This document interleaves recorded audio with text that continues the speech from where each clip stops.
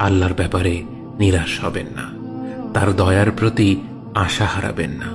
যখন কোনো বান্দার জন্য দুনিয়া সংকীর্ণ হয়ে আসে, বিশেষ করে যখন আপনাকে মানুষ পরিত্যাগ করে, এবং বিশেষ করে এমন কেউ যার উপর আপনি আস্থা রাখতেন কিন্তু সে আপনাকে নিরাশ করেছে, আপনি আল্লাহর পরে তার উপরই আশা রাখতেন অথচ সে আপনাকে লাঞ্ছিত করেছে, সেই সময় জেনে রাখবেন যে আল্লাহ চাচ্ছেন আপনি তার শরণাপন্ন হন।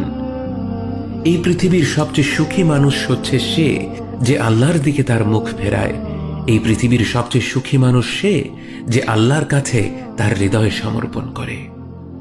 মনে রাখবেন যে আপনার একজন মালিক রয়েছেন যিনি আপনার প্রতি আপনার নিজের নফসের থেকেও দয়াবান, যিনি আপনাকে ভালোবাসেন এবং ভালোবাসেন যে আপনি তার কাছেই আশ্রয়ের জন্য ছুটে যান আর তাকেই আপনার দোয়ায় ডাকেন।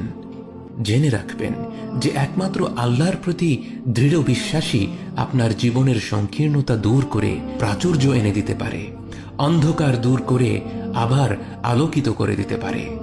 আপনি জেনে রাখবেন যে আল্লাহ আপনার প্রতি আপনার নিজের থেকেও বেশি দয়াবান। একমাত্র এই বিশ্বাসটাই আপনার সকল দুশ্চিন্তা ও বিষণ্ণতা মুছে দেবে।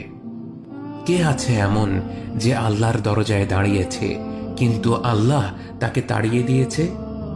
তিনি তো সবচাইতে উদার, মহা দয়ালু, মায়ার সাগর।